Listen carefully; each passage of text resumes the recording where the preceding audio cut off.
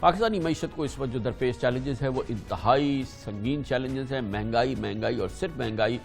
دراصل اس وقت ملک کا مسئلہ نمبر 1 ہے۔ بلا شبہ عالمی سطح پر خام تیل، LNG اور کوئلے کی قیمتوں میں بلند ترین سطح پر پہنچی ہے۔ ورلڈ فوڈ آرگنائزیشن کے مطابق اس سال غذائی اجناس کی مہنگائی کا 10 سالہ ریکارڈ ٹوٹ گیا ہے، لیکن پاکستان میں ایک جانب ڈیمانڈ اینڈ سپلائی کے فرق اور دوسری طرف روپے کی قدر میں گراوٹ نے مہنگائی کی شدت میں تباہ کن اضافہ کر دیا ہے۔ یہ بات بھی اپنی جگہ قائم ہے کہ پاکستانیوں کی قوت خرید اپنے خطے میں سب سے کم ہے، اس لیے پاکستان میں اس مہنگائی کا اور زیادہ اظہار ہو رہا ہے یا لوگوں کو تکلیف ہو رہی ہے۔ IMF پروگرام کی بحالی کے معاہدے میں گفتگو کی کیفیت اور سعودی عرب سے 3 ارب ڈالرز کے ڈپازٹ شیڈول میں بھی ابہام کی وجہ سے ایکسچینج مارکیٹ میں بھونچال ہے۔ پچھلے 2 ہفتوں کے دوران ڈالر 6 روپے سستا ہو کر دوبارہ 6 روپے مہنگا ہو چکا ہے۔ آج انٹر بینک میں ڈالر 175 روپے 29 پیسے میں بند ہوا، جبکہ اوپن مارکیٹ میں ڈالر کی ٹریڈنگ 177 روپے میں ہوئی، لیکن یہ مخصوص جگہوں پہ ہوئی ہے۔ ہماری اطلاعات کے مطابق پشاور اور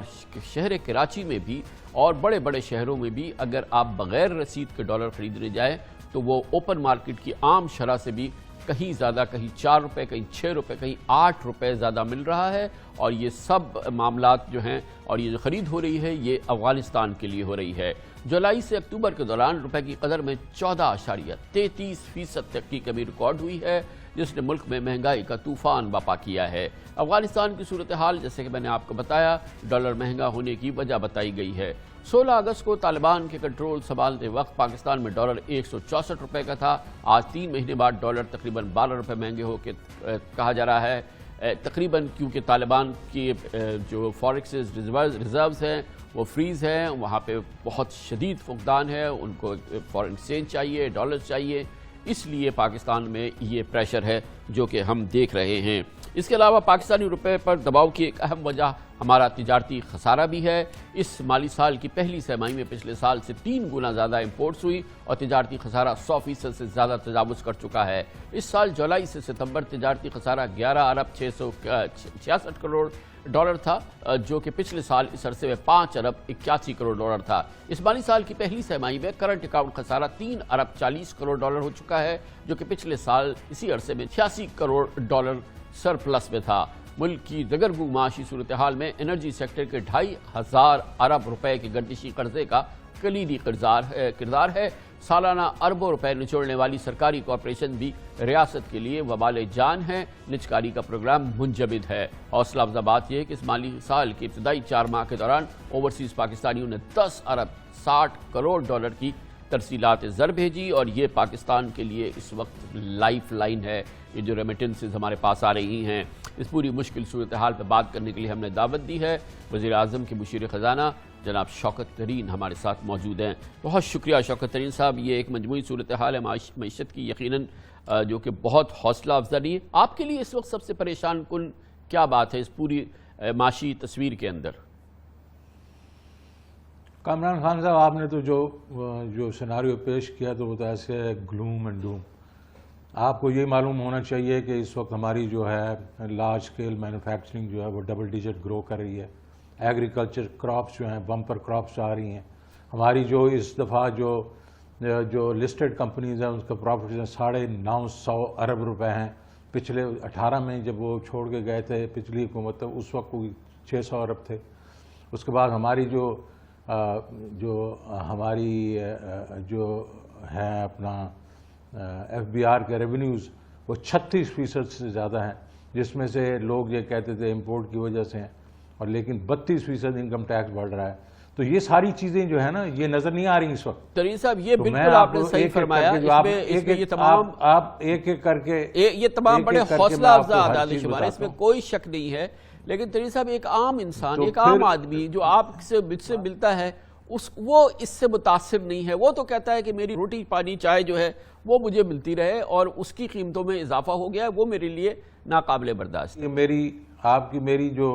میری گفتگو میں ایک چیز ہوتی تھی، اور آئی ہوپ کہ ہوتی رہے، کہ آپ مجھے لمبا سوال کرتے ہیں تو مجھے تھوڑی دیر دیا کریں، میں اس کا جواب بھی دے دیا کروں۔ پلیز بڑی مہربانی ہوگی آپ کی۔ پلیز آپ نے یہ کہا کہ یہ بیسیکلی جو ہے یہ جو مہنگائی ہے وہ ایکسچینج ریٹ کی وجہ سے ہے، اور ایکسچینج ریٹ جو ہے وہ ڈپریشیٹ کر گیا ہے۔ اس وقت افیکٹو ایکسچینج ریٹ جو ہے وہ تقریباً 165-66 کا ہونا چاہیے، اور اس وقت اس کو اسپیکولیٹر لے کے چلا گیا آگے 176 تک، تو 75-76 تک لے کے چلا گیا ہے. اور وہ اس لیے لے کے چلا گیا ہے کہ ایک طرف افغانی جو ہیں انہوں نے جو اکاؤنٹ کھولنے تھے باہر سے ریمیٹنس کے ساتھ کھولنے تھے، وہ یہیں سے کیش لے کے ڈال رہے ہیں، اور وہ ہم نے روک دیا. ابھی انشاءاللہ کل سے آپ دیکھیں گے، کل پرسوں سے وہ رک جائے گا. دوسری سائڈ ہے کہ انسرٹینٹی آئی ہے آئی ایم ایف کی طرف سے، اور جیسے ہی آئی ایم ایف کا بھی یہ پروگرام انشاءاللہ آپ دیکھیں گے، خوشخبری آئے گی تو یہ واپس آئے گا. تیسری چیز یہ ہے کہ جو ہمارا جو سعودی عربیہ کے ساتھ معاہدہ ہوا ہے، وہ بھی انہوں نے کل کنفرم کیا، ایک آدھے دن میں وہ پیسے بھی آ جائیں گے. لیکن سب سے بڑی بات جو آپ نے کی کہ جو ہمارا جو خسارہ ہوا ہے ٹریڈ کا ڈیفیسٹ، ٹریڈ جس وقت اکانومی گرو کرتی ہے وہ ضرور ہوتا ہے، تو 3 گنا نہیں بڑھی، 60% آپ کی امپورٹ بڑھی ہے، جس میں آئل امپورٹس کی وجہ بھی ہے، لیکن گاڑیاں شاڑیاں وہ بھی ہم اس کو ذرا پلاؤ بیک کر رہے ہیں. اور جو آپ کو صرف یہ میں خبر سنا دوں کہ اس وقت جو آپ کے انٹرنیشنل جو ریزروز ہیں، net international reserve state bank کے بڑھ رہے ہیں، اس کا مطلب نیٹ انفلو ہو رہی ہے، آؤٹ فلو نہیں ہو رہی. تو آپ اگر ایکسپورٹس کو اور ریمیٹنسز کو لگا دیں اور اس کے آر ڈی اے بھی ڈال دیں، اور ویکسین کی جو ہمیں جو مل رہی ہیں مطلب فنڈنگ ہو رہی ہے، تو اس وقت ہم اسکوائر ہیں. اس وقت ہمیں بلکہ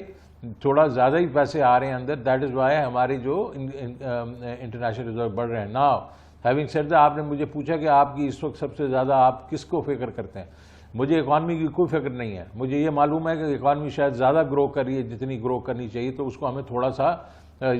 اس کی جو تپش ہے اس کو نیچے لے کے آنا پڑے گا، وہ ہم لے آئیں گے. مجھے جو اس وقت جو وہ فکر ہے، اور یہ ایکسچینج ریٹ کی بھی فکر نہیں ہے، کیونکہ جیسے یہ آئی ایم ایف سائن ہو جائے گا اور ہمارے یہ ڈالر سعودی سے بھی آ جائیں گے، تو آپ دیکھیے گا یہی جو اسپیکولیٹر ہے اس کو جب چوٹ پڑے گی تو یہ واپس ٹھیک ہو جائے گا. لیکن مجھے سب سے زیادہ جو اس وقت جو آپ کہہ رہے ہیں فکر ہے، وہ یہی ہے کہ یہ انٹرنیشنل جو پرائسز کی وجہ سے جو مہنگائی ہے، اور ہمارا جو middle class, lower middle class urban lower middle class اور مڈل کلاس ہے، وہ جو سفر کر رہا ہے اس کو اور ہمیں اس تکلیف کا احساس ہے.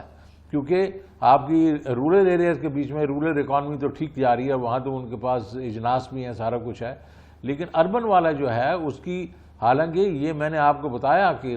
انڈسٹری میں یہ کمپنیاں ہیں 950 ارب روپے کے ان کے پروفٹس ہیں، لیکن وہ اپنے امپلائیز کو پیسے مطلب نہیں دے رہے جتنے ان کو دینے چاہیے. تو وہ جو ہے ہمیں اس کی ہمیں فکر ہے. تو طاہر صاحب یہ فرمائیے گا کہ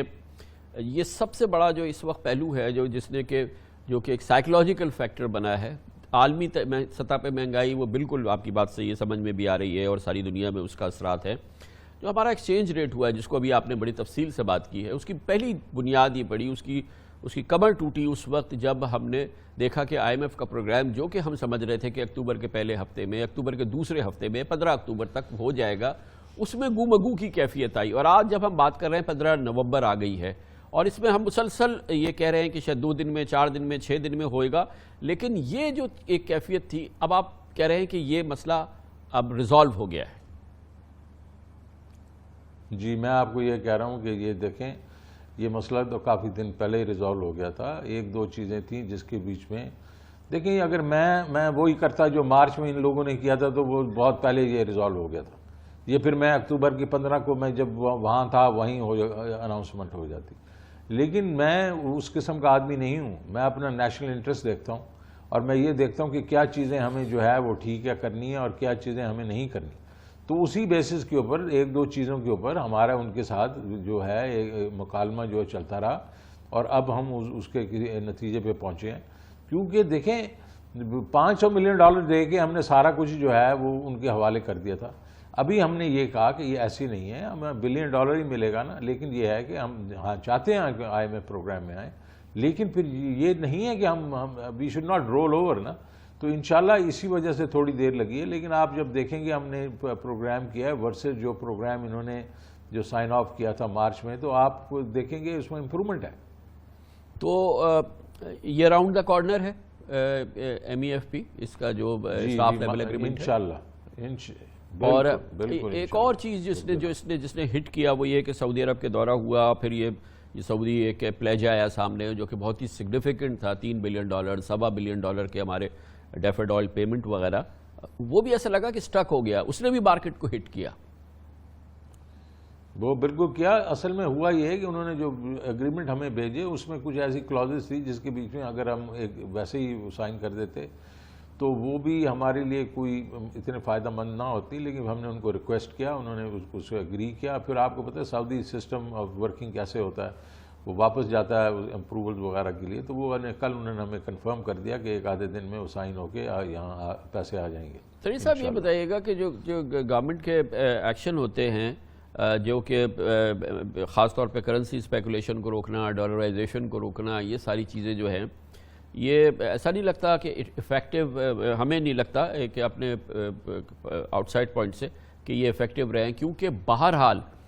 جو میں نے چیک کیا اور بہت ہی ریلائبلی چیک کیا ہے کہ پہلے تو پشاور میں ایسا ہو رہا تھا، پشاور کی ایکسچینج ریٹ مارکیٹ پہ ہو رہا تھا، اب کراچی میں بھی ہو رہا ہے کہ وہ جو پرچیزز ہو رہی ہیں جو کہ آؤٹ سائڈ دا اسپیکٹرم ہو رہی ہے، یعنی کہ ایک انٹر بینک ہو گیا، ایک ہو گیا وہ ریٹ جو کہ اوپن مارکیٹ ریٹ ہے، جو کہ اس کا بھی ایک نمبرز ہوتے ہیں، ایک ہو رہا ہے جو کہ صرف ہنڈی حوالے کے حوالے سے بغیر رسید کا جس کو کہتے ہیں وہ کام ہو رہا ہے، وہ بہت بڑا ہو رہا ہے، اور وہ اوپن مارکیٹ سے بھی $6 اور پشاور میں کبھی کل پرسوں $7-8 اوپر تھا، آج بھی اوپر تھا۔ گویا کہ یہ ایک ایسی چیز ہے جس نے ہماری ایکسچینج ریٹ کو ناقابل تلافی نقصان پہنچایا ہے۔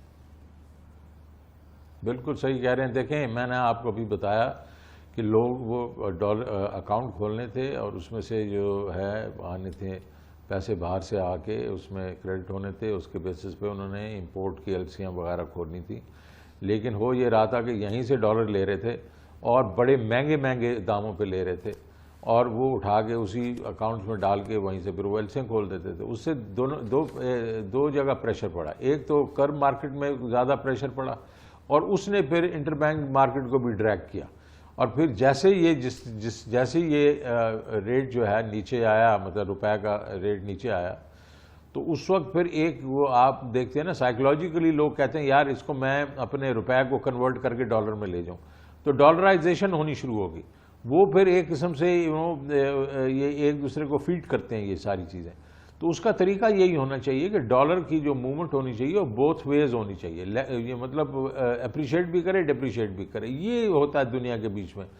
تو وہ اب یہ ہمارے آبویسلی سینٹرل بینک جو ہے یہ آہستہ آہستہ یہ چیزیں سیکھیں گے، وہ ضرور ہوتا ہے، لیکن ایک ایڈوانسڈ اکانومی، ایک ڈیولپڈ اکانومی ہو تو وہ اپنی جگہ ہو، لیکن جب آپ کی روپی کی اپریسیشن ایسی ہو کہ آپ ودن فیو ویکس آپ 152 کی طرف چلے جائیں، پھر آپ کی ڈیپریسیشن ایسی ہو کہ آپ 178 کی طرف چلے جائیں، پھر واپس آئیں 172، پھر چلے جائیں 178، تو یہ وہ کنٹرولز اور وہ جو کہ ایک ہمارے جیسے انڈر ڈیولپڈ کنٹریز کے اندر جو ہونا چاہیے وہ کدھر ہے؟ دیکھیں یہ کام جو ہے سینٹرل بینک کا ہوتا ہے، اسٹیٹ بینک آف پاکستان کے پاس یہ ساری نمبرز بھی ہوتے ہیں، اور ظاہر ہے انہوں نے جب فری فلوٹ ہوتا ہے تو اس کو کنٹرول بھی کرنا ہوتا ہے۔ تو یہ ایک قسم سے جو بالکل آپ کی بات صحیح ہے، اور میں اس پہ بلیو کرتا ہوں کہ ایکسچینج ریٹ کی اسٹیبلٹی جو ہے نا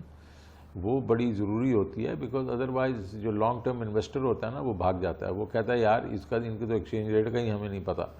تو اس میں پہلی بات تو میں یہ کہوں گا کہ ایک تو چیز یہ ہے کہ یہ اسٹیٹ بینک کا ڈومین ہے، وہ آپ اگر گورنر صاحب سے بات کریں گے تو آپ کو بتائیں گے، لیکن میرے جو میں دو لفظ اس پہ کہوں گا، پہلی چیز تو یہ ہے کہ آپ کا ایکسچینج ریٹ سٹیبل اس وقت ہوگا جب آپ کی انفلیشن کم ہوگی۔ آپ نے انفلیشن 4-5% پہ رکھیں، 4% پہ آپ کا ایکسچینج ریٹ بڑا سٹیبل رہے گا، بیکاز یہی وہ ہوتا ہے انفلیشن کے جو اپنے آپ کے کمپیٹیٹو کنٹریز ہوتی ہیں اس کا ڈفرنس جو ہوتا ہے وہ اپریشیٹ کرتا ہے ڈپریشیٹ کرتا ہے، پہلی بات۔ دوسری بات یہ ہے کہ آپ کے پاس اندر اتنی سخت ہونی چاہیے کہ جیسے ہی اسپیکولیٹر اس کے بیچ میں آئے تو آپ سے اس کو ایک ایسا گھونسا دیں کہ دوسری سائڈ پہ جا کے کہ وہ اس کا نقصان ہو۔ اسپیکولیٹر کا نقصان جب ہوتا ہے تو وہ اس وقت اسپیکولیشن وہ بند کر دیتا ہے۔ تو اس لیے یہ ابھی ٹھیک ہے ارلی ڈیز ہیں ان کے، کیونکہ ابھی تو پہلے تو ہم لوگ پیک کر کے رکھا ہوتا تھا ہم نے روپیہ، تو اب وہ ذرا فری فلوٹ میں ہے تو کبھی اوپر جا رہا ہے کبھی نیچے جا رہا ہے۔ اس کو ہمیں ریئل افیکٹو ایکسچینج ریٹ کے قریب رکھنا چاہیے، اور جو انٹرونشن کرنی ہے ہمیں کرنی چاہیے، لیکن یہ کام جو ہے یہ اسٹیٹ بینک کا ہے، میں یہیں تک کی بات کروں گا۔ تو یقیناً اسٹیٹ بینک کا کام ہے، اور جب ہمارا یہ IMF پروگرام ایک کائنڈ آف